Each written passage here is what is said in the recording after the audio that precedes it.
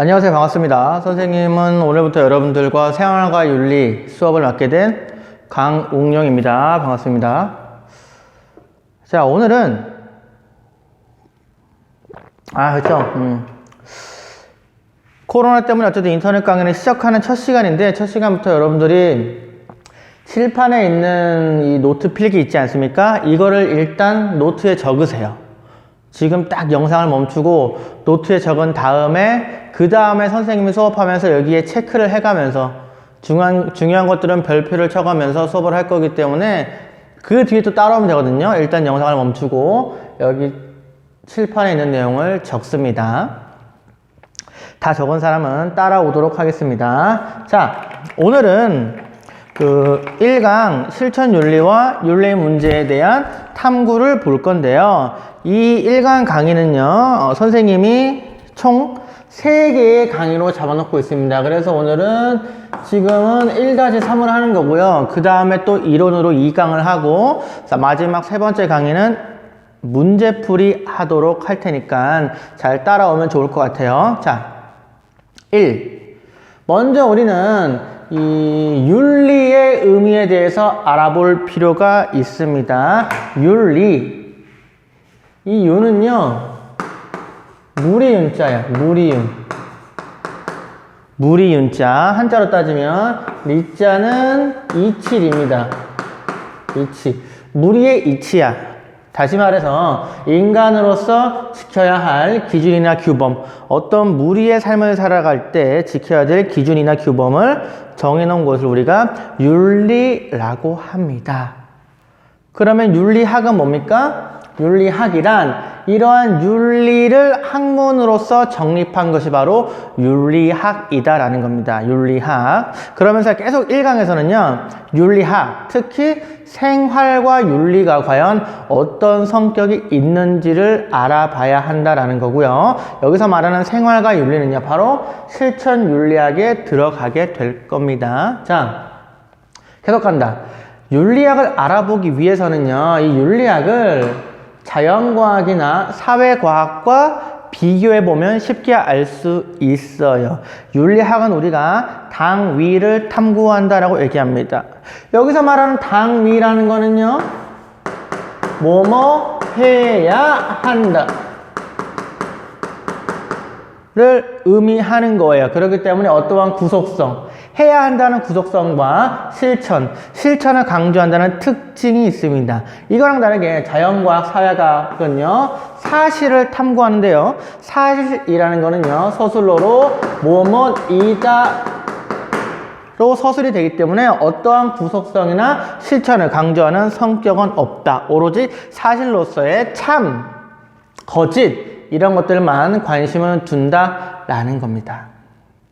좋습니다. 자, 두 번째, 윤리학의 구분을 보겠습니다. 윤리학의 구분은요, 별표를 5개를 쳐도 돼요. 왜? 수능에 매년 나와요. 진짜 매년 나와.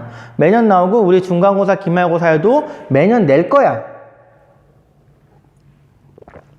자, 그러니까 여러분들이 잘 보고 따라오면은 오늘 일단 한 문제, 수능에서 20문제인데 그 중에 한 문제 먹고 들어가는 겁니다. 바로 가자. 윤리학은요, 크게 우리가 셋으로 구분하는데요. 첫 번째가 규범윤리학, 두 번째가 메타윤리학, 세 번째가 기술윤리학이야.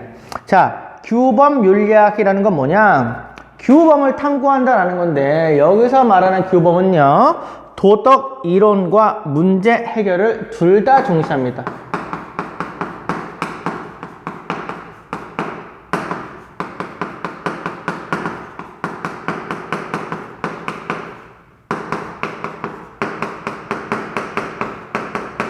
규범윤리학은요, 도덕 이론과 문제 해결을 둘 다 중시하는 게 바로 규범윤리학인데요. 이 중에 도덕 이론을 더 중시하는 거는 이론윤리학이고, 문제 해결을 더 중시하는 건 우리가 바로 실천윤리학이다 라고 얘기를 합니다. 더 중시하는 거.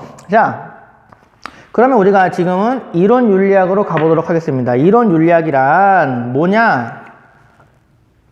도덕 원리나 이론을 연구하는 것. 이것을 중시하는 걸 바로 우리가 이론 윤리학이라고 하고요. 이 이론 윤리학은 특징이 보편적이라는 특징이 있어요. 자, 이론 윤리학의 대표적인 예는요. 의무론, 공리주의, 덕윤리 이런 것들이 있는데 이 윤리학들은요. 어떠한 의무가 언제든지 어디서든지 보편이란 말이 뭐야? 시간과 공간을 초월하는 걸 의미하죠. 언제든지 어디든지 적용될 의무가 무엇인가, 공리가 무엇인가, 혹은 어떤 지역의 덕이 무엇인가를 연구하는 것이기 때문에 상당히 보편적인 도덕 원리나 이론을 연구한다라는 특징이 있어요. 자, 두 번째. 그래서 이 실천 윤리학을 볼게요. 실천 윤리학. 자, 실천 윤리학은요. 첫 번째, 현대 사회의 문제 해결을 중시한다라는 첫 번째 특징이 있습니다. 자, 옛날 의무론이나 공리주의나 덕윤리는요. 옛날 그리스 때 이후로 오면서 쭉쭉쭉 뭐 16, 17세기 정도까지 유행했던 윤리학인데 현대사회 20세기, 21세기에 들어서면서 현대사회는요 굉장히 많은 윤리 문제가 생겨납니다. 뭐 생명, 환경, 뭐 과학 등등등. 최근에 보면 어떤 거? 코로나 보면은 역시 생명윤리와 과학윤리가 상당히 섞여 있는 문제거든요. 이러한 문제가 드러나면서 지금 우리가 의무나 공리나 덕을 연구하는 게 아니라 지금 당장 우리가 겪고 있는 코로나19의 문제를 해결하는 게 중요하다는 특징을 가진 게 바로 실천윤리학이고요. 그래서 어떤 평가를 받느냐? 구체적이고 실제적이라는 평가를 받아요.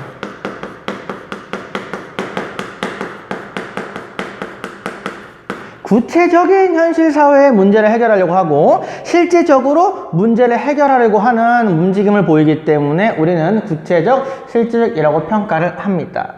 자, 두 번째. 실천 윤리학은요. 어떤 문제를 해결함에 있어서 뭘 쓰느냐? 이론 윤리학을 적용한다라는 특징이 있어요.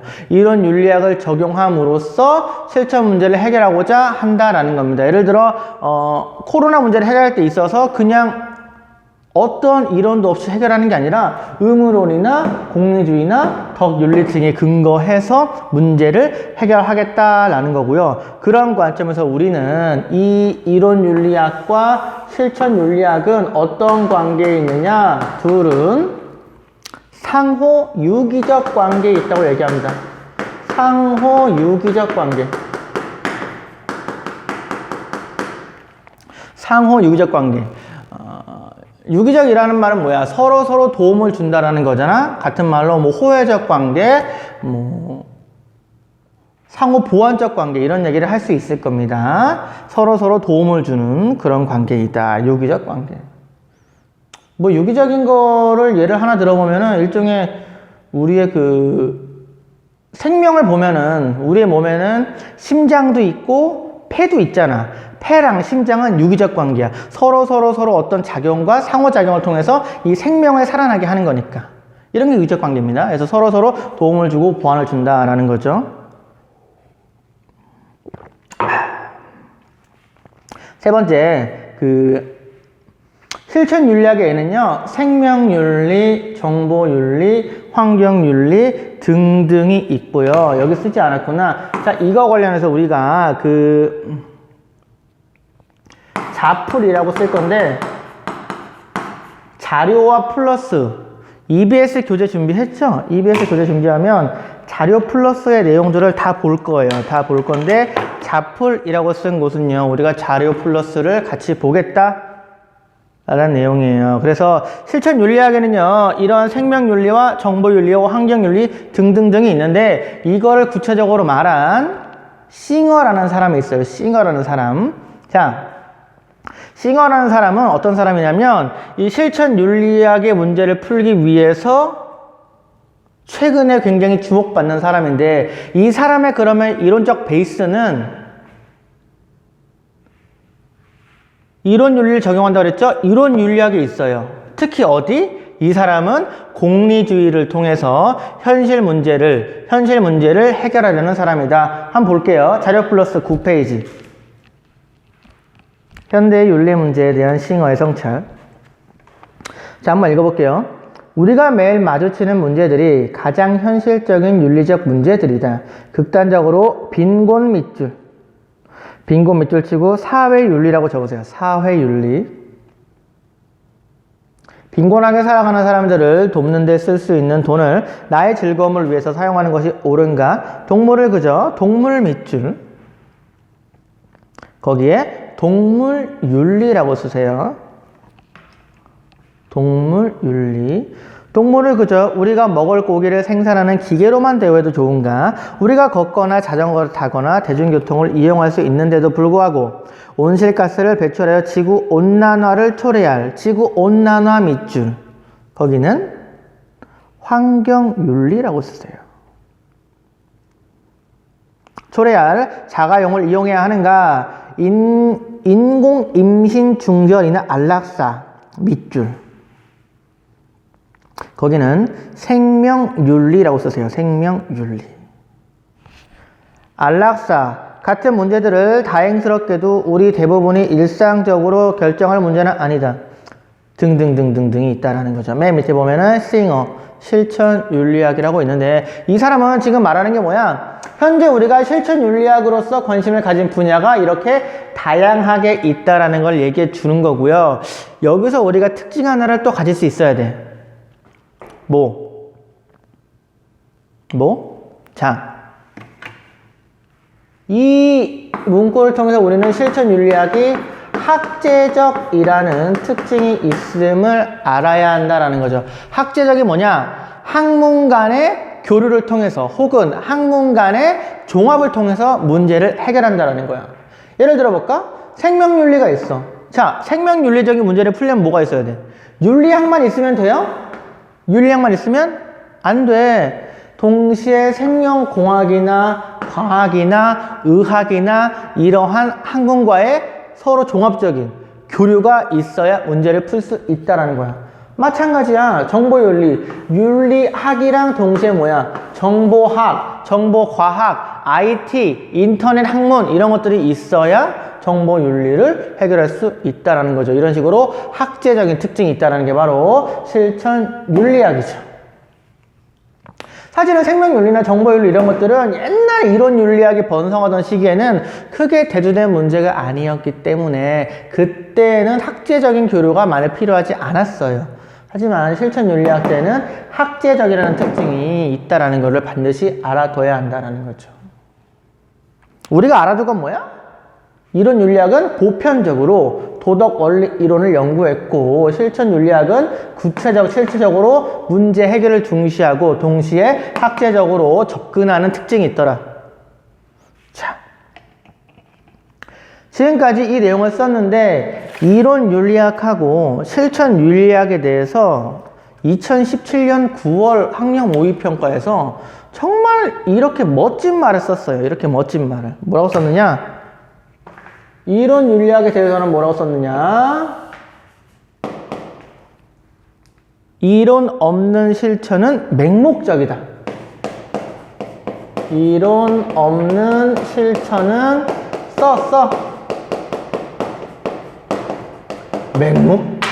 어이씨 뭐야, 분필 날라갔어. 맹목적이다. 다시 말해, 어떤 실천을 할 때에는 반드시 이론이 있어야 목적을 잃지 않는다라는 거죠. 그 다음에 실천윤리학에 대해서는 뭐라고 썼냐면 이렇게 씁니다. 짝대기를 할 데가 없네. 짝대기를 좀 위로 당겨서 이렇게 써요. 뭐라고 쓰느냐? 실천 없는 이론은 공허하다.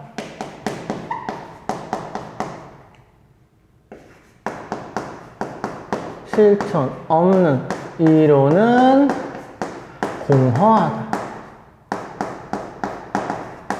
공허, 비어있다, 의미가 없다라는 거죠. 그래서 실천이 없이 이론만 있다는 거는 공허, 의미가 없다는 거고, 이 말들을 지금 언제 하고 있냐면 2017년 왜 이래 9월 기출에서 얘기하고 있기 때문에, 자, 이론 윤리학과 실천 윤리학은 각자 중시하는 포인트가 이론이냐 실천이냐의 포인트야. 그러면 여기서 우리가 더 하나 알아보고 싶은 게 있어요.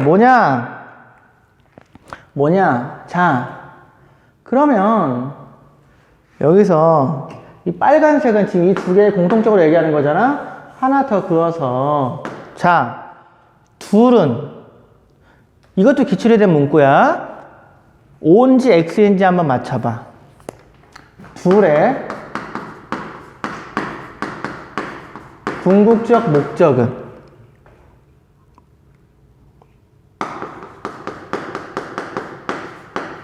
쓰세요. 바람직한 삶의 방향 제시이다.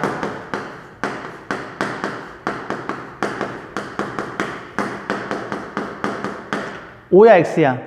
O야 X야?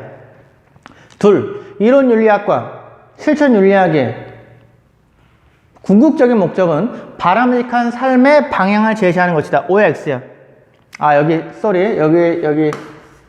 도덕적 삶이야. 기출문구 그대로. 도덕적 삶의 방향 제시이다. O야 X입니까? 당연히 O예요. 당연히 O고요. 이거는 2016년 4월 모의고사에 나와 있는 문구이다. 다시 말해, 이론 윤리학은 이론을 중시하고 실천 윤리학은 실천을 중시하는데, 둘의 궁극적인 목표는 결국 도덕적으로 바람직한 삶을 제시하는 규범 윤리학에 속해 있다라는 얘기를 하는 겁니다. 알겠죠? 분명히 알고 있어야 한다는 거예요.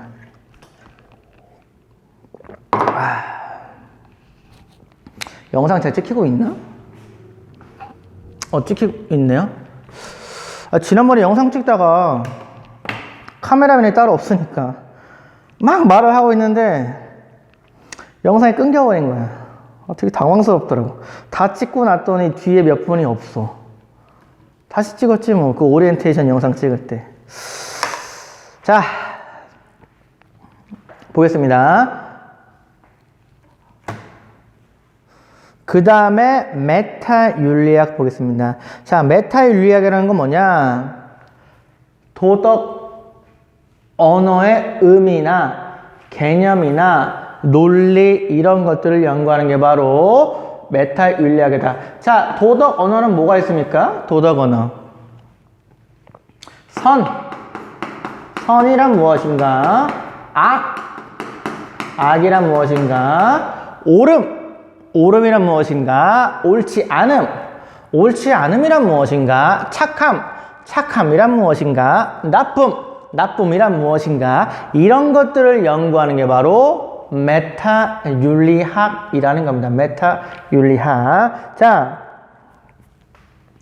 이런 것들은 왜 나왔냐면은, 우리가 이 규범 윤리학에서 어떠한 도덕 이론들을 막 얘기하는데, 의무란 무엇이고 공리란 무엇이고 막 얘기하는데, 너네 그런 거 얘기하기 전에 일단 윤리학이 학문이라면 개념 정의, 의미 분석부터 해야 한다라고 얘기를 하면서 선, 악, 옳음, 옳지 않음에 대한 의미를 파악하자라는 움직임이었다라는 거고요. 이 메타 윤리학의 특징은 윤리학의 학문 가능성을 연구한다. 다시 말해, 윤리학이 어떠한 과학이나 사회과학이나 경제학처럼 학문으로서 인정될 수 있는가? 왜냐하면 그 메타 윤리학이 나올 때는요, 참인 것만 연구를 하는 것이 학문이라고 본 거야. 참인지 거짓인지 알 수 있어야 학문이라고 보는 건데, 그런 의미에서 어떠한 의미의 참 거짓을, 윤리학적인 도덕 언어의 참 거짓을 보자는 게 바로 메타 윤리학의 움직임이었고, 그런 관점에서 기출예산 같은 말로 뭐라 그러냐? 도덕적 지식의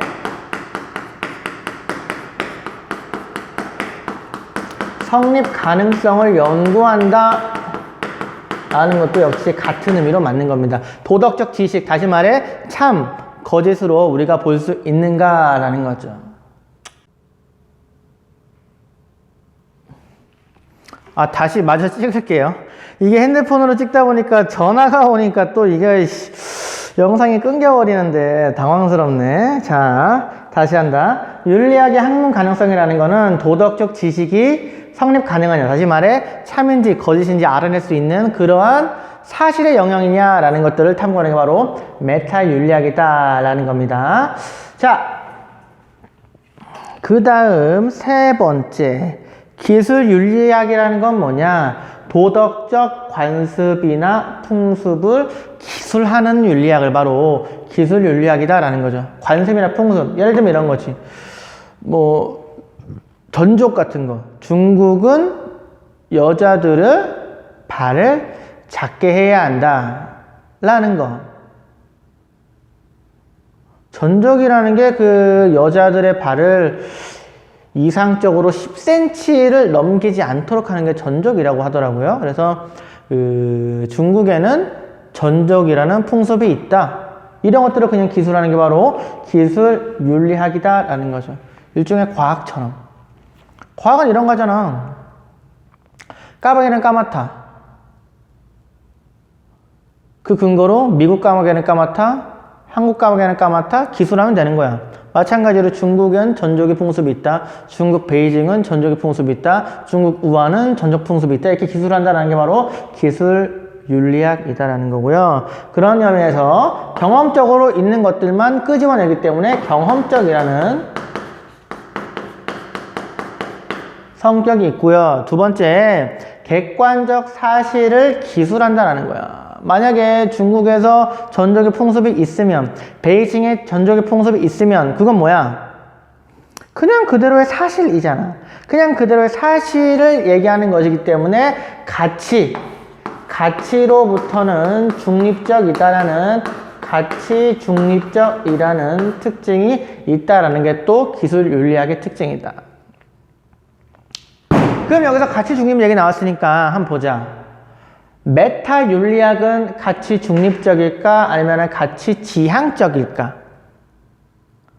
메타 윤리학도요 마찬가지로 가치 중립적이지. 왜?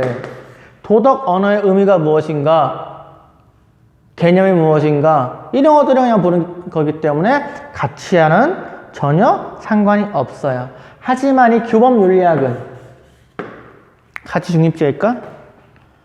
아니야. 해야 한다, 해서는 안 된다. 의무에 맞으면 해야 하는 것이고 의무에 맞지 않으면 하면 안 되는 거야. 공리에 맞으면 해야 하는 것이고 공리에 맞지 않으면 해야 하지 않아야 하는 거야. 즉 해야 한다, 해서는 안 된다. 해야 하는 거는 가치가 있는 거, 해서는 안 되는 거는 가치가 없는 거니까 우리는 규범 윤리학은 가치 대입적, 같은 말로 가치 지향적이라는 표현을 씁니다. 자, 세 번째, 기술 윤리학은요 기술된 현상의 인과관계를 파악하는 걸로 끝이야. 예를 들면 이거야. 중국에는 전족의 풍습이 있다. 왜? 중국 사람들은 미인의 기준을 발이 작은 것으로 봤기 때문에 어떤 현상의 원인을 파악하면 끝나는 게 바로 기술 윤리학이고요. 그래서 우리는 기술 윤리학에 대해서 인과적이라는 특징이 있다라고 얘기를 하는 거죠. 자, 여기서 중요한 거. 자, 그래서요, 이 메타 윤리학이랑 기술 윤리학은요, 굉장히 큰 단점이 있어. 뭐냐?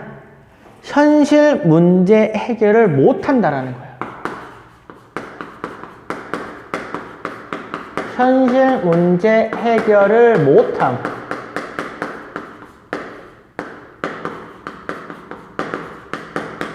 왜? 기술 윤리학은 지금 말한 것처럼 그냥 관습이나 풍습의 기술하고 인과관계만 파악하니까 끝이야. 전족의 원인, 미의 기준이니까 땡. 메타 윤리학, 전족에 있어서 전족의 의미란 뭐뭐다 땡. 전족을 해야 한다, 해서는 안 된다, 이런 얘기를 하는 건 오직 뭐야? 규범 윤리학인 거야. 전족이라는 풍습은 의무에 어긋나니까 해서는 안 된다라고 얘기할 수 있는 건 바로 규범윤리학이라고. 그래서 규범윤리학이 항상 이 메타윤리학이나 기술윤리학을 비판하는 주요 포인트로 현실 문제 해결에 어떠한 도움을 주지 못한다라고 비판을 하는 거죠. 비판을 하는 거죠. 좋습니다. 자, 이렇게까지 하면은요, 기본적인 이론은 끝났어요. 이론은 끝났는데, 지금부터 내가 여러분들하고 할 거는 뭐냐? 기출 문제들 중에서 여러분들이 헷갈려 할 만한 것들을 OX로 한번 써보고 맞춰보는 시간 갖도록 하겠습니다. 기출. 빠방. 자, 1번 쓰고 한번 O인지 X인지 맞춰보세요. 1번. 이론 윤리학은 도덕 판단의 준거와 행위의 정당성 확보를 강조한다.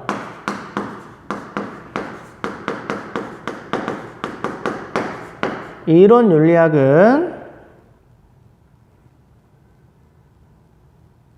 도덕 판단의 준거와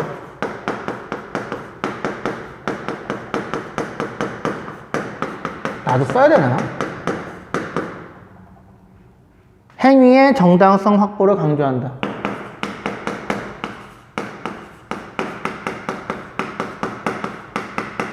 나는 불러주기만 할까? 확보를 강조한다. 자, O인지 X인지 보시고 2번. 잠깐만, 또 칠판 크게 안 넘어가나? 딱 안 넘어가네. 2번. 자, 실천 윤리학은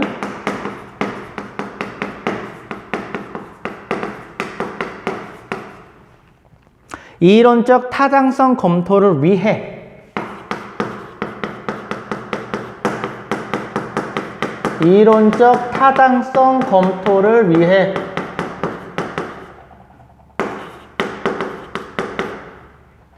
메타 윤리학의 지식을 활용할 수 있다. 메타 윤리학의 지식을 활용할 수 있다.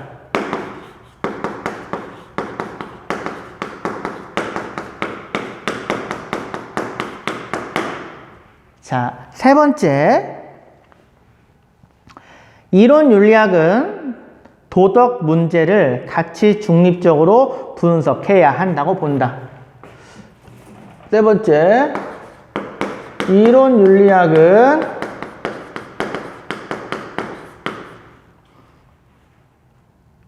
도덕 문제를 가치 중립적으로 분석해야 한다고 본다. 이론 윤리학은 도덕 문제를 가치 중립적으로 분석해야 한다고 본다. O인지 X인지 난 좀만 줄여 적을게. 쓸 칸이 없어가지고. 이론 윤리학은 도덕 문제를 가치 중립적으로 분석해야 한다고 본다.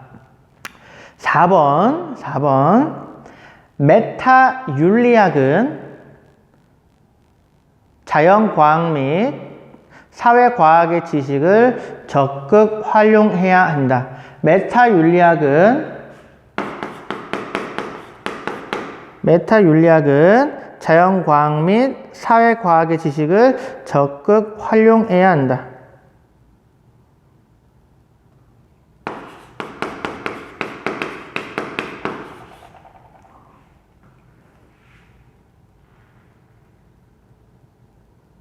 아, 쏘리. 여기가 메타가 아니고, 미안. 실천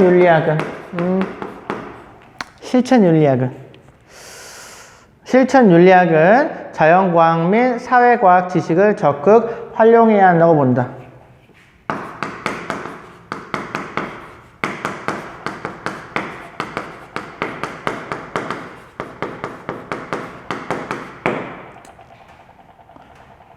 자, 마지막 OX.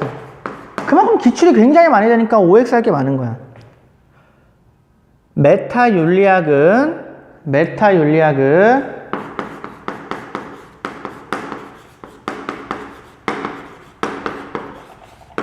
사실 명제로부터 당위 명제가 연역 가능한가를 탐구한다. 사실 명제로부터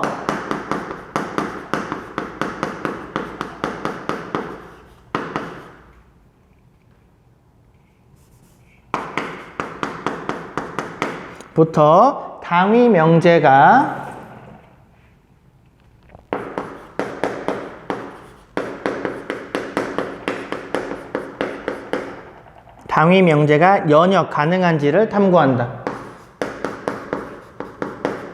연역 가능한지를 탐구한다. 자, 영상을 다시 이어갑니다.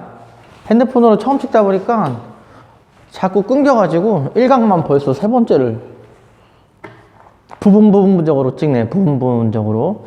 앞으로는 뭐 잘 되겠죠. 자, 기출문제 풀이할 차례인 것 같습니다. 일단 5개 여기 적어놨죠? 1번.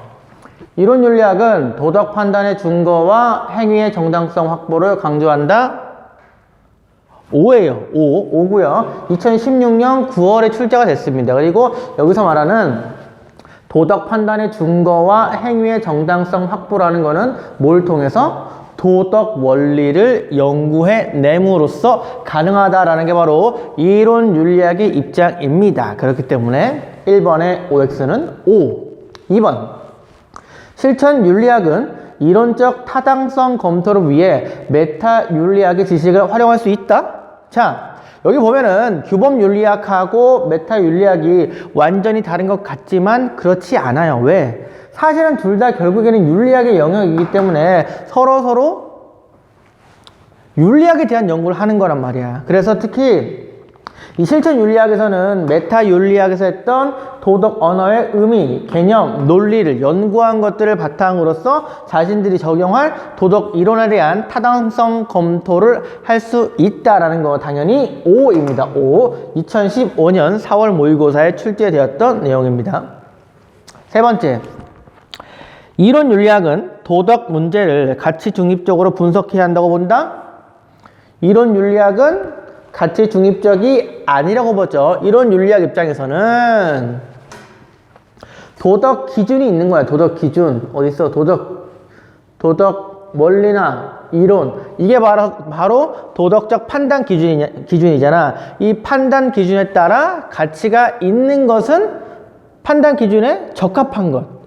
판단 기준에 어긋나는 것은 가치가 없는 것. 그렇기 때문에 가치 중립적이 아니라 가치 지향적 혹은 가치 개입적이라고 말해야 합니다. 그러니까 X가 되는 거고 2019년 7월에 나왔던 기출입니다. 네 번째. 실천 윤리학은 자연과학 및 사회과학 지식을 적극 활용해야 한다. 5입니다. 5. 왜? 어떤 특징이라고 그랬어?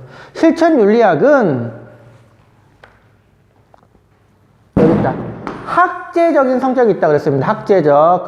그렇다는 거 곧 윤리학만 있는 게 아니고 생명이나 정보나 환경 등 같은 말로 자연과학이나 사회과학 등 다른 학문과의 교류를 통해서 문제를 해결해야 한다. 정답은 그래서 5가 되는 거고요. 마지막으로 메타 윤리학은 사실 명제로부터 당위 명제를 연역 가능한지를 탐구한다. 5입니다. 5. 그리고 지금 여기서 말한 5번 지문이 뭐냐면 이 메타 윤리학에 있는 논리의 논리. 자, 논리라는 건 뭐냐면 여기 적었었는데 아까 수업할 때 다시 지웠다 할게요. 논리라는 건 뭐냐면 어떤 결론을 도출하는 데 있어서 다양한 전제나 근거를 사용하는 거야. 그래서 이 근거가 O이고 전제가 O이면 결론은 O이다 라고 얘기하는 게 바로 논리란 말이에요. 논리인데 여기서 말하는 건 뭐냐, 사실 명제가 이 전제나 근거가 된다면 당위 명제를 연역한다. 즉 결론으로 도출할 수 있다 라고 해서 가능한지를 탐구한다 라는 거기 때문에 가능한지 불가능한 건지를 탐구하는 거니까 O라고 할 수 있다.